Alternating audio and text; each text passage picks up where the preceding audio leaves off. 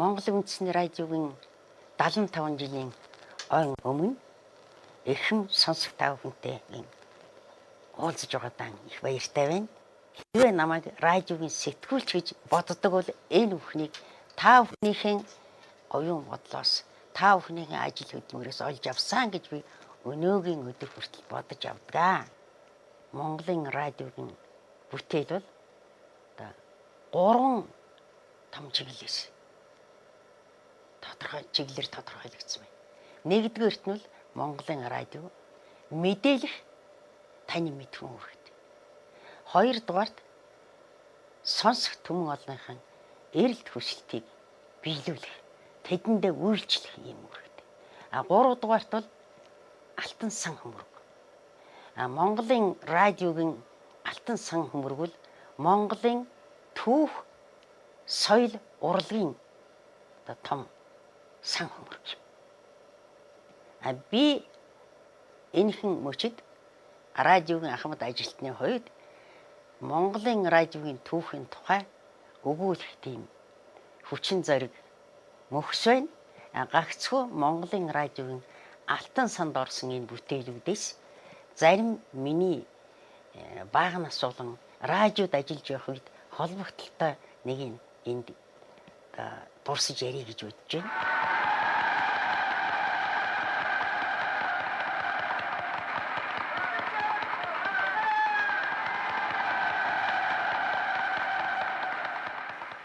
Тавиад оны ихээр бичигдсэн ард түмний эрхэмлэн хөндлөж явдаг өрлөг жанжин чоолсонгийн дуу хоолой одоо хүртэл хадгалж байдаг. Бэлэгцэн тохиролцож тавтахын тулд хөдөлгчдийн хорлооц сонгогд хүний нэрийг төвшүүлэн гаргадаг байна гэж. Чоолсонгийн дуу хоолойг сонсоход эргээд миний багнаас бодогддог. Хүүхдүүдэд хормоогоор чихэр өрч байна гинэ. 3 шилэн форт гэдэг. Тэгээд маршал Чоолсон тэднийд боорцог яотыг идэж гин гэдэг бөөнд ойлаа. Хүмүүсэлд хүнийг их шүтгээр юм иддэггүй 80-д бурхан гэдэг. Юм боорцог яотын идэх байтгаа.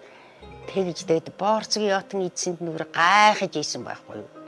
Ингэж маршал Чоолсон үзэж биширч ийсэн. Харин сайн ойртод харсан чинь маршал Чоолсон ганцаараа шар дурдан бүстэй хийсэн. Сайхан тийм алтай шүттэй тийм бор хархан их сайхан нүдэн дулаахан. Дараа нь 1951 оны Монголын эмэгтэйчүүдийн их хурл болдог юм байна. Тэнд би чинь бас эмэгтэйчүүдийн төлөөлөгч гэдэг нэг залуухан байж тээ. Тэр их хурлд нь суусан маршал Чоолсон тэр тэргүүлэгчдийн байранд голлоо суудсан. Араар нь хотын эмэгтэйчүүдийн зөвлөлийн дарга бурмаач гисэг цогцолмаач гисэг цогцолмаа тэнд залуухан илбэгдсэн шар дээлтэй ингэ суужсэн. Маршал Чоолсон тэнд суужсэн. Тэгээд өрлөг жанжин Чоолсон мантгаа ураа антер гэхэд даруухан сууж идэв. Тэнд их ойрхоноос маршал Чоолсон харлаа да. Тэгээ одоо ингээд ийм суут хүн шүтэж биширч байсан да тэр. Тийм хүний дуу хоолой тэр маягаар л Монголын радиогийн алтан сан хөмөрг сайхан хадгалагдаад техникийн яг зөв гурмаар нь дуу хоолойны чанарыг муутахгүйгээр ингээ хадгалаад байж байна.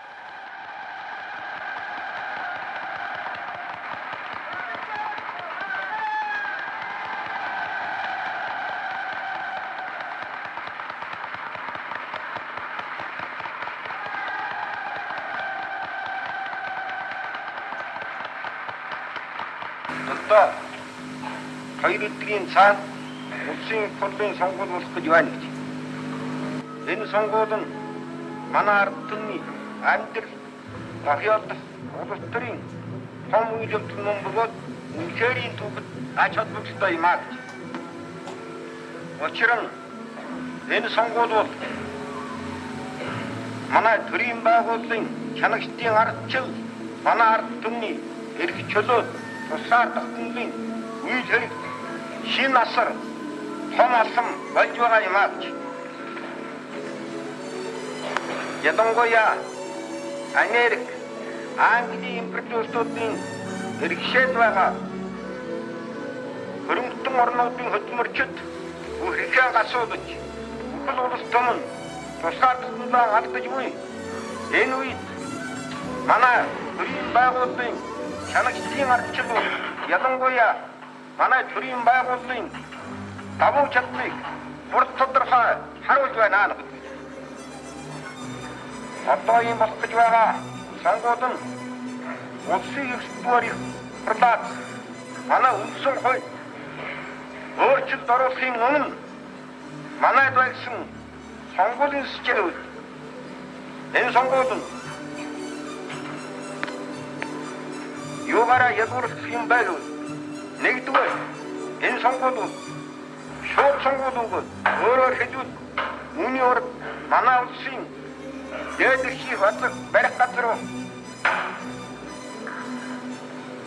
улсын бахар хурлыг зөвхөн улсын хурлын тэргүүлэгчтэй сонгодог байсан бол одоо улсын хурлын депутатуудыг сонгоход сонгох нэгвэл шууд оролцож байна. Үүний урд сонгогчид нь улсын хурлаар сонгогдох улсын баг хурлын гишүүдийг таньж мэдэхгүй байсан бол одоо сонгогч нэгүр нь улсын дээдэрхийг барих газар хэнийгээ сонгохыг мэдхээс гадна депутатуудыг чөлөөтэйгээр сонгох болцоотой болж явж хөдөлмөрчдийн хорлууд буюу хөдөлмөрчдийн олон байгууллагуудаас депутатын нэр дэвшүүлэх явдлыг депутатад нэр дэвшүүлэх өөрийн кандидатыг сонгон авахдаа сонгогчдын эрхийг хязгаарлахгүй байна гэж. Юу гэвэл нэр дэвшигдсэн кандидатыг бүх сонгогчдын дунд өргөнөөр хэлцдэг өгөөд сонгогчид нь тохирохгүй кандидат байвал түүнийг өөрчлөж оронд нь өөрийнхөө итгэл найдвартай кандидатын нэрийг дэвшүүлэх бүрэн болцоотой юм аа. Анх нууцаар санал хурааж шууд санал хураахын сонгуулийн шин системийн өмнө сонгогчтойгоо уулзч хэлсэн үгэнд л марсалж явуулсан. Олон түмнээс сонгогдож байгаа депутат хүн бол олон түмнийхээ хяналтанд байх ёстой. Та нар бол намайг одоо сонгуулийн хугацааны турш хянаж шалгаж явах хэрэгтэй болсон шүү гэж сонгогчтойгоо бас сонгогчтан тийм зоригтойгоор хэлж ирсэн тийм депутат хүн байсан шүү. Ийм учраас энэ сонгуулийн шууд сонгуул гэж нэрлэдэг байна гэж. Учир нь сонгогч нэгүр улсын дээдэрхий барих газрын депутатуудыг шууд сонгож байгаа юм аа гэж. Хоёрдугаарт сонгуулийн системээр сандыг нууцаар гаргана гэж. Энэ юу гэвэл сонгогч нэгүр депутатад нэр дэвшигдсэн кандидатын төлөө саналаа өгөх юм уу? Татвар айн нэг санал чөлөөтэй илэрхийлэхийн болцоотой болгож байна гэж.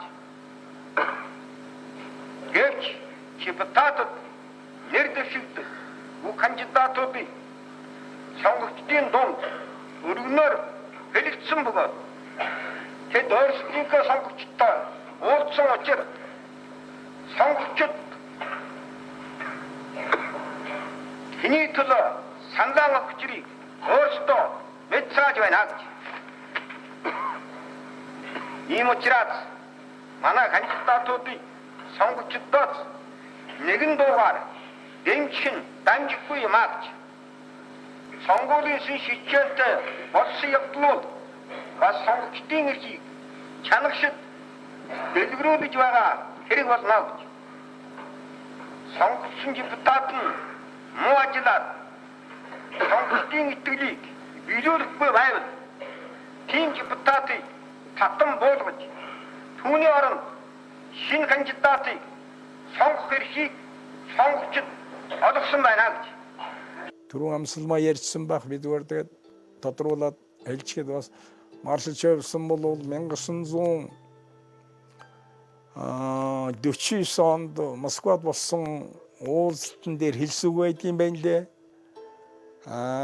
Мөн Маршал Чаусангийн 1950 оны 6 сарын 8-нд улсын их хурлын сонгуулийн тойргийн хөтөлмөрчтэй уулзаад хэлсүг байдгийн байна лээ. Тэр бол нэлээд дайчин, нэлээд одоо шудраг. Ер нь одоо тэр сонгогдож байгаа хүний эрх үүргийн талаар бол нэлээд тодорхой хэлж өгсөн ийм дайчиг байдгийг. Зүгээр ингээд сонссон хот бол Маршал Чаусан ингэдэг юм байна лээ. Би бол Маршал Чаусан яг ер нь нүүр тулгарч үдсэн биш. Зүгээр ер нь сонссон үг нь яаж яхад дандаа нөхөд гэж гээд дандаа үгийнхэн төгсгөл тэгж ярьдаг хүн байна лээ. Тий. Нөхөд гэж гээл тийм байх ёстой юм аа гэж гээл дандаа ингээ үгийнхэн төгсгөл дандаа нэг тэг сонир юм байна лээ. Бас тийм митинууд шин ингээ сонсч зүгээр яг сонсоод нэвтрүүлгийн хийх юм оруулах юм баримтаар тэгээд ингээд сонсох. Ер нь одоо судалгаа шинжилгээний ер нь эрдмийн ажил хийвч болохоор энэ алтан сан хөмөрг бол маш их одоо үнэтэй сэнтэй материалууд дуу хоолойнууд байдаг. Энэ бол депутатны үрийн ажлыг олон түмнээс хянаж байх хяналтыг хүчтэй болгож байгаа юм аа гэж. Энэ нь ард түмний эрх ашиг хамгаалах үүрэг бүхий манай улсын бүх аппаратын ажлыг нэлээд сайжруулахад төхмийн үзүүлэх нь эргэлзээгүй харагдаж. Энэ болох гэж байгаа сонгуулиуд үнэхээр ард түмний сонгуул мөн бөгөөд депутатыг сонгоход хурлын цөөн тооны төлөөлөгчд оролцох усаа харин сонгуулийн өдөр сонгуулийн эсгүүд дээр саналаа өгч байгаа бүх ард түмэн оролцоолно гэж. Тэгэхээр манай хойч үеийн Маршал Чаусангийн тухай зүгээр намын хууцнаас л мэднэ баг. Миний хувьд бол насныхаа эренбээр тэр том хүний халуун зүс царайг үзэж бахархаж сонирхож явсал да. Тэгээ тэр үед Чаусангийн амнаас гарсан үг бүгдийг манай баян цагаанахаа ярьж байсан.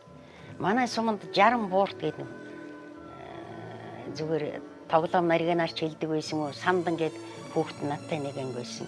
Тэгээ Маршал асуусан гэлээ. Танайд чинь одоо 60 буурт гээд нэг хүн байхын үнэхээр 60 буураар жинтэйс юм уу? Энд ч одоо шог яриа юм уу гэж асуусан байна.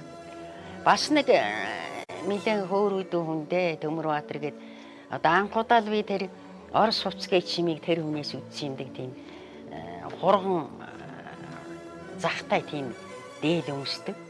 Тэр хүний ерөөс их юм уншдаг, орос хэлтэй гэж ярьдаг. Тэр хөл би аймагтай исулсан ч авдрууинд Ленин гэж ингэж ярьдаг байж. Тэрийг Маршал Чаусан мэдсэн. Хөөе танаа энд чинь одоо аймагтай исулсан ч авдрууинд Ленин гэдэг нэг хүн байдаг. Ямар хүн байдгийг бэ тэр гэж ингэж асуусан гинэ Түн Баяргаагаас гэж. Одоо ийм энгүү яриатай л тийм хүн байшил да. Би юуны өмнө бүх сонгогчд гүн талхлаа илэрхийлхийн хамт та нарын гүн итгэл найдварыг билүүшийн төлөө өөрийн бүх хүчийг дайчилна гэдгийг та нар батлан илэрхийлье гэж.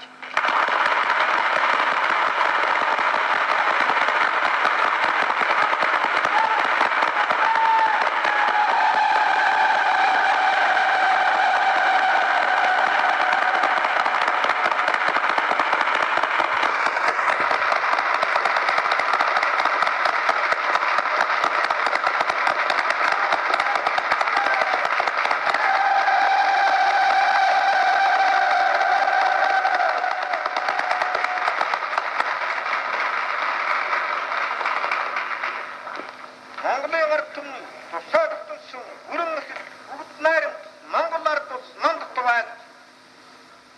Бүгдийн хөдөлмөрчийн жолоодч өгөөд багш Шистаны яралтар мандах байд.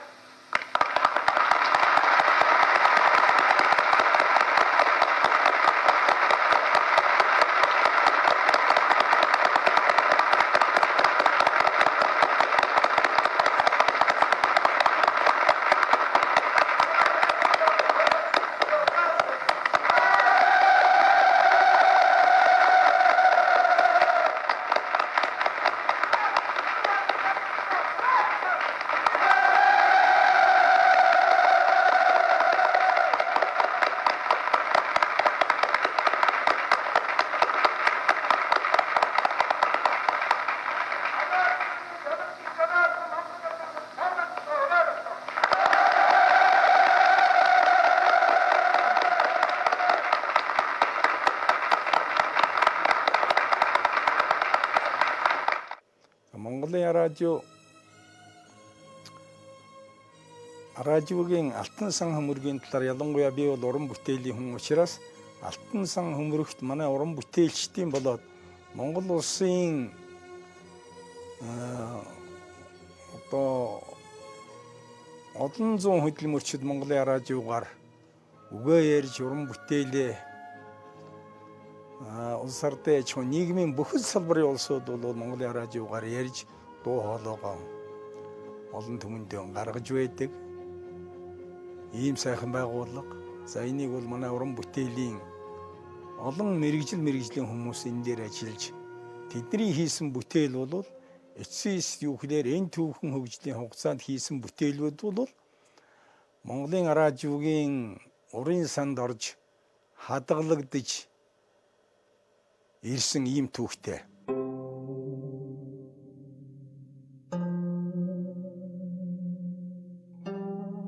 Радиог бол амьдрал дүлийтэй ажиллаа гэж нэг юм сайхан үг байдаг. Энэний саад тал бол юу харагдах хүүхдээ зэрэг Монголын радиогийн үүсэл хөгжил тэр түүхэн үе шатлал бол тэр яриа харагдах ёстой. Тийм учраас энэ түүхэн хөгжлийг бол ямар баримтаар тодорхойлж болох вэ гэдэг зэрэг уран бүтээлчдийн хийсэн бүтээл Монголын радиогаар ярьсан Монголын хөдөлмөрчдийн сэтгэлийн үгээр энэ бүх юунууд бол илэрхийлэгдэж сонсогч түмэнд хүрэх ёстой. Монголын радиогийн алтан сан хөмрөг бол 1954 оноос эхэлж үүсгэн байгуулагдсан юм байна лээ. За энэ үүсгэн байгууллагатаа бол анх одоо тухайн үеийн бүгд найрамдах Монгол ард улсын ардын жүжигчин төрийн шагналт алдарт хөгжмийн зохиолч Сомбын гончг Сумлаа бол санаачилж энэ үүсгэн байгуулах алтан сан хөмөргийг үүсгэн байгуулах санаачилгыг бол гартаа авч ингэж хийсэн хүн байна лээ. Дараа нь манай Монгол улсын анхны нэвтрүүлэгч Монголын радиогийн анхны нэвтрүүлэгч Лувсангийн аргач агай бол тэр алтан сан хөмөргийг авч ажиллаж түүхэн хугацаанд бол ажилласаар байгаад өдий хүрсэн юм байна лээ. Москвагийн эзлэгдэж Гитлер харшуурах хэмээх тактик боловсруулан 43 дивизийн их хүчээр дайрсан юм. Тэр хоногудад утаатуулсан өдөр нь шөнөөр солигдож улаан галдар шөнийн өдөр болон үзэгдэж байлаа. Орос орон авыг боловч ухрах газаргүй ард чинь Москва ингэж зэрэг сэрэгтэн ингэж зэрэг өөртөө хэлж байсан юм. Энэ үгний цаана нөрөх хүчин нуугдж байлаа. Москвагийн одоо фронт командалж байгаа командлагч нартай уулзаж ярихад бол бидний одоо Монголын төлөөлөгчийг бол хүлээж авах. Монголын төлөөлөгчөөс өөр одоо төлөөлөгч одоо их олон очиж байсан тэглээ болгож одоо Монголоос ирж байгаа төлөөлөгчийг бол одоо би заавал хүлээж авах гэж одоо манай хайрт нөхдүүд бол ярьж ирсэн. За ингээд бидний бол жинхэнэ одоо фронтонд явахаасаа урд та нар одоо манай нутгийн одоо ганц хоёр газараар орж одоо Гитлерийн одоо аратны бол сүйтгэсэн зовлонт байдлыг бол та нар үзэх нь бол хэрэгтэй байна гэж одоо бидэнд бол одоо заавар одоо өгч ирсэн байна. За ингээд бид бол одоо Москваос баруун хойш бол байдаг одоо нэг 60 км байдаг одоо Истер хотод бол очсон юм. За Истер хот бол одоо Москвагийн 60 км их сайхан гот. За энэ бол одоо үнсэн тогруу болсон. Улс амтны нар бол халаад шатсан одоо ийм болгох байсан. За энийг үзээд бол одоо бид мөн одоо ер нь гიშх газар одоо ер нь олдохгүй явсан. За тэгээд цаашаа мөн явсан биднүүд 120 км газар одоо Булгаламский гэж. За энэ дээр бол одоо зөвлөлт батулсан их одоо хувьсгалч одоо их баатарлаг одоо тийм одоо 8 хамсмаар бол аратнууд одоо дүүжилж ирсэн байна. За энэ дээр бол бид одоо мөн цэцэг мэцэг тавьж ингэж явсан. За ингээд бол одоо бид машинаар явжсэн зам их болттой хайр хэрэгтэй ийм байсан учраас бол Улаанламсгийн бол улаан ариун чөдөөлчөд байсан. За ингээд эдний ард түмэнтэй очиод уулзахад бол юу гэж ярьж ирсэн бэ гэхэд одоо жоохон аратан дал байна. Аратнаас ирүү аратан бол одоо энэ гитлерийн башист байна. Бидний өөр хүүхэд одоо ах トゥ аль бүхэн юмнаас бол салгаад одоо ингээд бол одоо байж байгаа бидний тануулж байгаа амтан бол энэ байна. Бид одоо энэс салах манай хайрт нам засаг биднийг одоо харж үзэж байна. Бид одоо нам засгыгаа хүрэл нам засгийнхаа мөчийг одоо хариулахад бид одоо бэлхэн байна гэж одоо ингэж яриад одоо сууж ийсэн. Ингэж яриад бүхэл ажлыг бол ялангуяа эмэгтэйчүүд бол одоо ихээр бол замаг үрцэсэх одоо тэр тогтыг тогтнуулах элдүүгийн одоо улаан аримдаа тусламжийг үзүүлэх явдал дээр бол одоо ийм одоо их гарамгай чармайлтай бол ажиллаж ийсэн байгаа. За энэ зөвхөн төлөвд үлсэн баатарлаг ард түмний зол жаргал тэр одоо зоргийг харахад бол хүн одоо ер нь гаднаас нь хийнч бол одоо элбэрч болох юм байгаа. За ингээд биднүүд мөн одоо Улаанламсгаас эргэж буцаж ирээд Москва хотод байж агаад маргааш нь бол одоо баруун фронтод бол явсан. За баруун фронт бол тун одоо их хүнд хэцүү байсан наадах нь бол одоо гитлерийн башистын одоо гიშгсэн газар 250 км-ээс 500 км бол холдоод байсан Москвагаас ийм цаг байсан. За энэгээр бол бидний одоо баруун фронтын дээр очиж одоо билгөө баруун фронтны бол одоо тэр улаан аримд очиж уулз гэдгийг бол одоо Москва хотноос бол одоо командын газрын шийдвэр гаргаж өгсөн. За ингээд бид бол одоо мань тэр Став төрөхөд бол одоо тэр став цаашаа нүүх гэж яснаа байгаад Монголын төлөөлөгчийг бол одоо хүлээж авах гэсэн. За мөн одоо тэр командлага бол Москва хотод байгаа одоо удирдагч нараас бол одоо Монголын төлөөлөгчийг бол их ялалтаар огт гэдэг одоо бас тушаалыг бол өгч ирсэн. Төв аймгийн Баянцаан сумын ядмын бадам гаргууч нэг сайхан соёлтой их гоё эмэгтэй байсан. Тэр намайг Гудамжны ам мэдүүлнэ амсалмаа гэж Улаанбаатарт авчирч. Тэгээд тэр үл Янжмаагаа танил байсан. Тэгээд Янжмааганд намайг хөтлөж оруулаад энийг одоо нэг сургууль соёлын бараа харуулах хэрэгтэй байна гэд. Тэгсэн өнөө улс төрийн товчооны гишүүдийн зурган донд байдаг. Тэр л хайлмыг үстэй Янжмаагаа тэр гэрээ хойно сууж ирсэн. Бадрах гай тогоочтой. Зэ охин Тамара намын дээд сургууль төгсөх гэж ирсэн. Ингээд тэдний анхудаа бадам горгоо намайг оруулдаг юм байна. Одоо төрсөн дүүн Баяр гээд Төв аймгийн Баянцаанд сайхан уртын дуучин байна. Төвөдгээ дуучин ардын ансамблд байж угаад дэлхийн залуучууд оюутны их нааданд дуучнаар явсан ийм хүн нэг их явсан. Тэр бадам гаргуу намайг Янжмааганд оруулж ингээд. Тэгээ Янжмаагаа одоо надтай юу ярих гэдэг. 18 тэл охин байсан би. Тэгээ тэдний дороод юу үзэв? Том мөөртэй шалтай. Одоо дээр үеийн 5 халуус гэдэг. Одоо гадаад яамны зүүр талд тэр хүрэн даамаа хаалгатай тийм том гэрт орсон. Тэгээ тэдний данхуудаа ороод одоо өндөг шарахын л сонирхож байгаа. Нэг өөрөнхий цагаан юм няцлаад одоо хуураад байсан. Тэгсэн тэр нь өндөг гэдэг юм тэр үеч тэр бадрах гэдэг тавууч. Гэрийн халаад малаад ич одоо гайхаал таавч гинтрий чинь. Одоо Тамара гэж байсан. Одоо Сүхбаатарын наран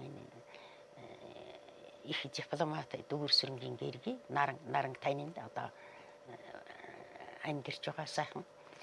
Тэгээд тэдний дорж одоо ёстой соёлыг гайхаж шарсан өндийг идэж Тамарагийн яриаг сонсож Янжмаагаа бол их хүн бадам гаравтай л одоо юу ярьсныг санахгүй. Ингэж Янжмаагааг халуун зүсээр нь харсан.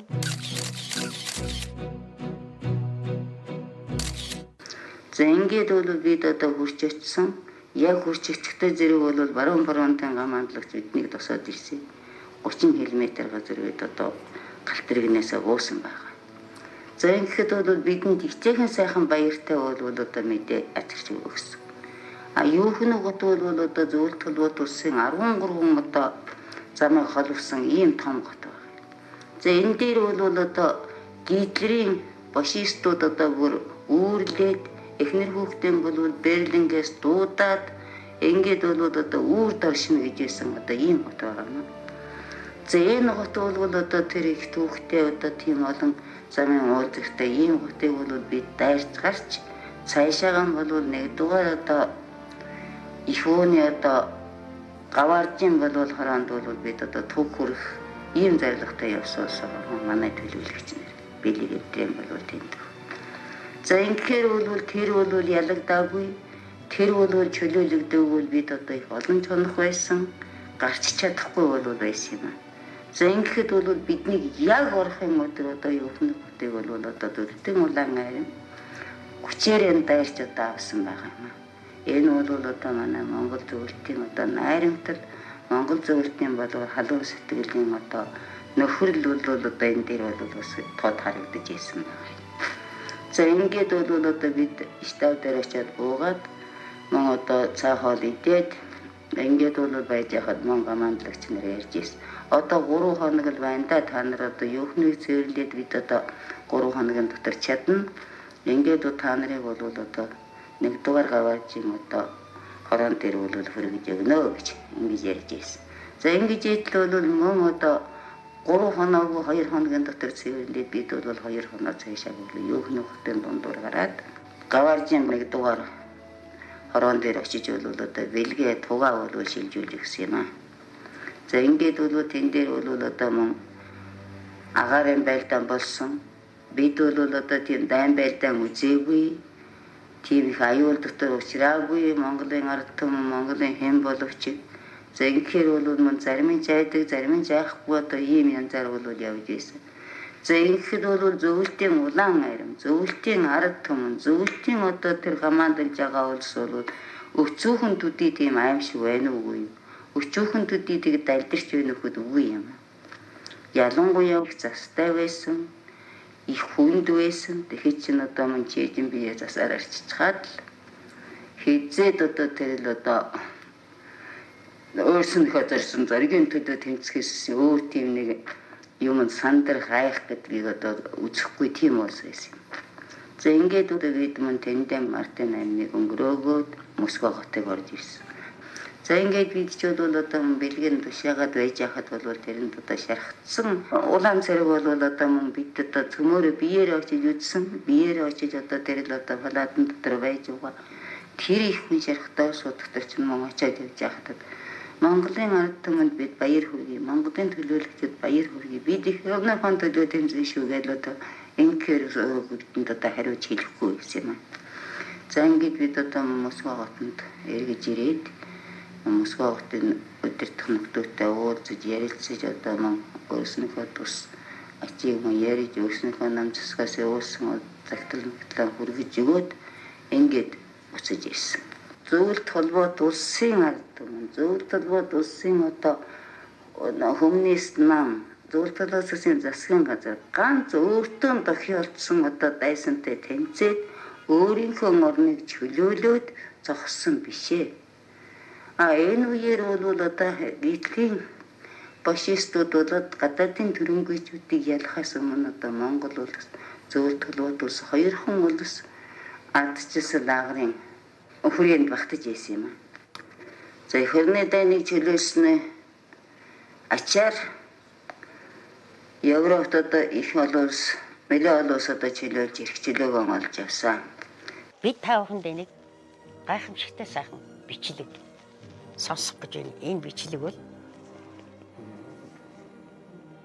1967 он буюу одоогоос 42 жилийн өмнө Алтан санд сэтгүүлч, хуульч, Сангид Данзан гэдэг хүн Эренчингуйтай уулзаж үлдээсэн бичлэг. Энэ бол залуучууд хандаж залуу наснда юм их сурья. 75 настай хүн гэхэд 25 жилийн унтаж өнгөрүүлдэг, 25 жилийн дэмий сэлгүүцэж өнгөрдөг, 25 жилийн бүтээрч жил байдаг гэж ингэж 3 хуваагаад цаг яаж ашиглах вэ? Яаж эрдэм боловсралтай болох вэ? Яаж хүнлэг ариун сэтгэлтэй байх вэ гэж одоо залуу оюутан залуучуудтай хандаж хийсэн ийм сайхан Алтан фондонд байна. Насны залуу гэдэг нь юм сонирхдаг, зүйлэнд залхаж хашраагүй юм сурсан мэдгсэн гэдэг бололцоон чиглэл нас нь байгаа нар нэрт өтлөөд бүрээд хэлээр на хүний биеинд янз бүрийн мартамхай болох зэргийн янз бүрийн шалтгаан төр байрдын юм гарч ирнэ. Тэр гарч ирээ яг сайхан хөгжиж байгаа үед юм сурч байна шүү дээ. манай ардын цэцүүгэн ч гэсэн залуу хүн идэрхийг залуудан хойш өдрөх гэдэг тэрний мэдж хэлсэн үг гэж. Тэр яг л идэж чадал төгс биш нэрэл юмсуулч цаашдаа нэг насаараа тэрнийг ашиглах бололцоо. Цаашдаа зүгээр амьдралын хаширсуу залуу идэвэл мэдлэгийг авч хашрын зүйл үзээгүй гэж бол тэр чаydантаа тохиолдох зүйл. Ярьсан чи цаг гэдэг хүний нас гэдэг чинь өглөө нэг хоног 24 цаг. 8 цагийн ажил хийн, 8 цагийн амарн, 8 цагийн унт. Тэгэл 8 цагийн унтсан гэдэг чинь бараг үхсэнтэй адилах юм. Үхсэн хоёрын ялгаагүй. Тэгэхээр хүн 75 нас хүлээ гэхэд 75 наснаас 3-1 хүү 25 насны унтаас өнгөрч. Тэгэхээр цаана амьд явсны хөдөлж байсны 50-аас нь ажил хийсэн 8 цаг гэхлээр л 25 жил болж. Даас тэгэхээр 75 нас наслсан хүн яг хүний томд явна 75. Өндөрхтэй юм хийсэн 25. Тэгэхээр ёстой хүн болж амьд явсны 25 цаг л байна. 25 жил. Тэг 25 жил байна. Унтаад өнгөрсөн 25 жилийн тоохгүй. Сул сэлгүүцээд явсан цаг нь бас л хүн болсны нэмрээр алга. Үхэрчсэн биш жил байдаг. Тэр 25 тэгэхээр 50 жил нь сул өнгөрч хаад хэрэгтэй жил нь 25 байдгийн 75 байна. Сул явдаг цагаас тэр 25 жилээс нэг хэсгийн тэр хэрэгтэй 25 дээр нэг нэмүүлэл хийгээл чинь цагаа захин болох юм бодож үзье. Тэгэхээр энэ яриаг сонсоход Эренчингойн дүр надад бол эргэж бодогддог. Эренчингойтой би 3 удаа уулзах завшаан тохиолдсон. Москвагийн их сургуулийн 3 дугаар курст байхад бол Эренчингой гурж Москвад сурч байгаа бүх монгол оюутнууд монгол хэлний тухай ярьсан. Дараа нь нэг Юрий Висбур гэдэг одоо зөвлөлт гэж байсан тэр цагийн одоо 67-8 үед Гургасов сэтгүүлийн эрхлэгч тийм сэтгүүлч, найруулагч, дуучин, кино жүжигч ийм бүх талын мэрэгжилтэй хүн хурж ирээд за Монголын нэг одоо Монгол улсын соёл урлагийг төлөөлж чадах, Монголын утга зохиолыг төлөөлж чадах нь томоохон төлөөлөгчтэй уулзуулж өгөөч гэсэн би тэр хүнд үйлчилж явсан. Тэгээд Эренчингойтой уулзуулсан. Эренчингой бол одоогийн хуучнаар хүнсний дэлгүүрийн урдлын орцны 1-р давхарт байсан авгайн эзгүй байсан Унгарт явцсан. Тэгээ Эренчингойтой Юрий Висбур маш удаа ярьсан. Висбур бол гайхсан сүлд агнёк сэтгүүл тэр ярилцлага хийсэн. Тэгээ Эренчингой гарахт нэг тийм ном бэлгэлж байна лээ. Тэгээд Эренчингойгаас гарахад 1-р давхарт шат урууцыг тэр хуучин тэр уурын батарейны тийм хэдэн ярдашин төмөр үлдсэн байсан батарей байхгүй болцсон. Тэрний хажуугаар гараад шатаа хий гэчгээд ойччдаг юм байна Висбур. Тэгсэн Эренчингойд би согтчихлаа. Дэлхий дээр ийм хүн одоо хэд байдаг болоо. Азар одоо Эренчингой буйнаар энэ газар төмөрт одоо нөөрэ шал болцсонгүй гэж инээжсэн. Тэгээ нэг уулзалтанд дээр монгол хэлний тухай яриад манайхны нэг уулзалт тэр үедээ хэлсэн юм санахгүй. Монгол хэл гэж нэг байх юм. Монцамигийн хэл гэдэг нэг байна гэж. Монцамигийн хэл гэдэг Монголын радиогийн хэл гэсэн утгаар хэлсэн. Модон хэлтэй Монцамигийн хэл. Та нарын хэлээс илүү жолооч нарын хэл илүү байна шүү. Яагаад гэвэл төв замын төрөнгийн улаан. Түүний төрсөнд төвжээ цэнхэр гэж хэлж байна. Аавын чээж, ээжийн бөхс гэж яаж их онож хэлж байна хэд. Тэгэхэд та нараас тийм үг гарах уугүй юу та нар? Жолооч нарын хэл чинь та нараас илүү одоо ард түмнийхээ хэлээр уран цэцэн ярьж шүү гэж бидний хорыг малтад тэгж хэлж ийсэн.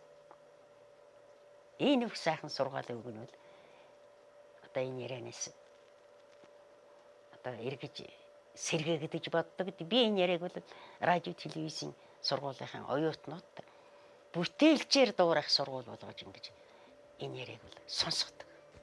Одоо бид шинэ бодлогын замд орлоо гэхэд дэлхийд ихний хэмжээний нэг хэсэг зүйл нь манайхан монгол хэлээр бууж үзээгүй, буугаагүй, гүйцээгүй гэж байна. Тэгэхээр тэр учраас залуучууд нь тэр зүйлийн хэдийн бий болсон улсын хэлнийг эзэмших нь чухал шаардлага шүү. Энэ тухайд одоо манай Монголын залуу ихний зүйл нэг бол эхлээд л орос хэл сайн эзэшиж бол орос хэлэнд тэр талын байдгийг үзэх бүрэн их бололцоо.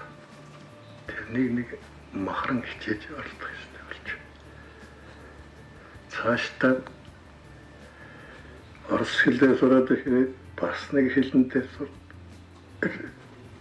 мөрдөж үзэх хичээл тавих хэрэгтэй. Оросд байдгүй нөгөө хэлэнд байдгүй оросоор нь тэгээд толгойн залуучууд хэрвээ ёстой нэг сайн чин зэрэг барьж боловсрыг бол монгол хэлээ чимэдэх нь хэрэгтэй байна. Тэгээд дараагаар нь хоёрдугаар бол орос, нийслэлээр англи, франц, германы гурван нэгтэй дэлхийн эрдэм шинжилгээ соёлын дөрвөн том хэлтэй болоод ирэхлээр медицин зүйлдээ тус дэвлж өгнө. Эргээд өөрийнхөө монгол хэлэн дээр болох монголоор бичих байх юм гэж бодох ёстой. Суурь дэвлж өгнө. Одоо их сургуульд Монголд эдгэртний зэрэг хамгаалсан болсон жив гэдэг залууд эдгэртэн юм би. Тэр бол одоо милэн нөхөр ажиллагаат тэр нэг жилийн мэрэгчлэлтэй лавна гэсэн сайн эрдэнтэн болно гэж боддог. Тэгэхээр та залуучууд тандж сургамжуулгаж юу хэлье гэж бодож байна залуучуудад? Залуучууд сургамжуулгыг гэж бодоход миний бодоход тэр одоо их нэг зорьсон юмтай л хэлсэн хүнтэй эзэн болж их чармайж их мэдэж сурч явах хэрэгтэй хэрэгтэй. Бид улс боловсрно гэдэг нь маань хүмүүрэн боловсрч байж улсын боловсрол бүрдэж байна. Тэгэхээр өнөөдрийн манай залуучууд намаас засгаас ард түмнээс нэг орноос нь сурах бололцоо замын бүгдийг нэгдүүлж өгсөн байхад тэр хугацаанд зам байдаг чадлаа шавхжил ажил болох их хэмээ сурч сүлдэн улсын ажил хийхэд хэрэгтэй мэдлэг хэмжээлийнхээ тэр хугацаанд л сайн зэнэглэж авч сурахыг л хичээгүй шүү дээ. Юм сурна гэхлээр их үзэх хэрэгтэй. Зүгээр ярианы хэл орсоор францаар англиар ярьдаг тэр ярианы хэлэн чухал биш. Тэр хэл үзэхдээ тэр хэл ямар нэгэн улсын хэл үзэхэд тэр хэлэнд л байдаг. Өөрт нь ирээдүйд нь хэрэгтэй мэдлэгийн удам гүн болох зохиолын зүйлийг л их унших хэрэгтэй. Бас нэг уулзсан л Эренчингой манай суртлын редакцид радиудад ирсэнтэй. Тэр үл залаад баха. Манай дарга хас базарл байсан те. Бид байсан. Санги дансан тэр үед л бичсэн баг. Тэгээ орж ирээд Эренчингой ер нь одоо их дээрлэхүү дарга цар айлсан. Өөрийг ойлгодгүй юм мэдэхгүй мөртлөө мэдээчийн дүр тоглодог тийм улсдал их шоглож тэгдэг болохоос жирийн бидэнтэй бол одоо яг өөрснийхээ дүүнэр шиг үр хөвгтдөг ярьдаг хүн шүү дээ. Тэгээд орж ирээд бид консул гэдэг машин бичгийн машинтай байсан. Тэгээд тэрний гэрийг харчаад үгүй та нар хөөгтөд байна. Бичгийн машиныхын гэрийг та нар угааж агаач хэртэй биш үү гэж хэлсэн. Тэгээд за та нараас энэ машин дээр 10 хуруугаараа машин 10 хуруугаа хэрэгэлдэг. 2 хуруугаар л одоо дахиад будаа тогсож байгаа шиг ингэж байдгүй гэд доогож инээсэн. Тэгсэн 10 хуруугаар бичдэг хүн байгаагүй дээ. Тийм тэгсэн чинь та нар манай хөөгтөд 10 хурууны тийм зураг хийчихэд 10 хуруугаараа машин. Хэрвээ 10 хуруугаараа машин дээр ажиллаж байгаа бол энэ золигч нь мэрэгжлийн сэтгүүлч байна шүү гэж хүн хэлэн шүү гэж ингэж хэлж ирсэн. Манай ардын ясан тул тэр их цэцэн мэрэгэн үгүй адаг баян адуумал дунд баян өрхөө хөдөөд баян эрдэм ном гэж тэр эрдмийг хэмсэн санаа байна тэгэхээр улсаа хөгжүүлэхийн үднээс эрдмийг л их сурах тэрүүнд одоо том их махар өдөр алгаслыг орлож явах хэрэгтэй. Хийсэн юмыг завсар зураг архичихгүй нэг хийвэл тэр нэг хийдгийн дэд чадлаа гаргаж үнэн чи хожим манжин үст нөхөд шарчих үст жахан доор хэл бас заагуул яагүй анах заагаад хийж чадахгүй болохоор чи нэгэнтэй заагсан бол яа гэж яалахыг ойлгох болохгүй шүү гэж бас сануулсан гэж байна. Тэгэхээр одоо бол заагуул яагүй гэж хэлсэн. Заагуул заагсан үгнэл заавал бэлдэг Монголын андгаар үе гэдэг нь мэлбэр сургууль заавал сурах. Гэсэн юм хэлээ суддаг гэсэн. Орос, Англи, Франц, Герман энэ дөрвөн хэлэн дээр мордог үзэх биедэсэн эрдэмшлэгнээс ажилтан чи болж чадахгүй. Энэ дөрвөн хэлнээс чи Оросын нийтлэл юм нөгөө гурвын заавал мэдэх ёстой. Цаана тэгээд Европын олон эрдэмтэнүүдийн мэддэг номын хэл гэдэг латин хэл, грек хэл тэр хоёрыг сураад шинжилгээний дөрвөн хэл номын хэл хоёрын 6 хэлний зарлагч юм байна гэсэн. Би 10 гаруй жил 15 жил сонинд ажилласан. Тэгэхдээ тэр шинийн цагаар зүгээс ухаанд гэж юмар сураад энэ зөвсөр би багш ганцаараа 10 гаруй хэлэн дээр мөрдчихсэн. Тэр л суцгаас хэлсэн. Тэгээд тэр 10 хэдэн сурсан хэлээрээ холбоотой ном захиал уншихнаа их хэрэг болж судалгааны шинжилгээний хэл гэдэг дөрвөн хэлэн дээр мордорой гэсэн би дөрвөөр нь мордсон. Тэрэн дээр холбоотой юм уншиж үзсэн. Энэ сайхан алтан санд байгаа энэ сайхан баялаг материалыг өөрийн ажил амьдралдаа манай сүүлийн үеийн одоо үеийн залуучууд, ирээдүйн залуучууд ажил мэргэжилдээ энийг тусгаж авч өөрийнхөө одоо уран бүтээл, ур чадварыг дээшлүүлэхэд бол энэ нэгэн одоо ном болж та нарын одоо жинхэнэ туслагч багш чинь болно. Тийм учраас Монголын радиотай энэ сайхан нэвтрүүлэг, энэ сайхан баялаг сангангийг өөрснөө авч ашиглаж өөрийнхөө уран бүтээлд хэрэглэхийг та бүхэнд хүсье. Сонсогч хүмүүндээ хүргэж ирсэн хүмүүс. Сонсогчдаа ажил амьдралынхаа сайн сайхан, амьдралын сайн сайхан эр зэрэгэн одоо ярьж сонсогчдыг гэгэрүүлж исэн тэр сонсогч хүмүүндээ одоо радиог 75 жилийн баярын мэндийг хүргье гэж бодож байна.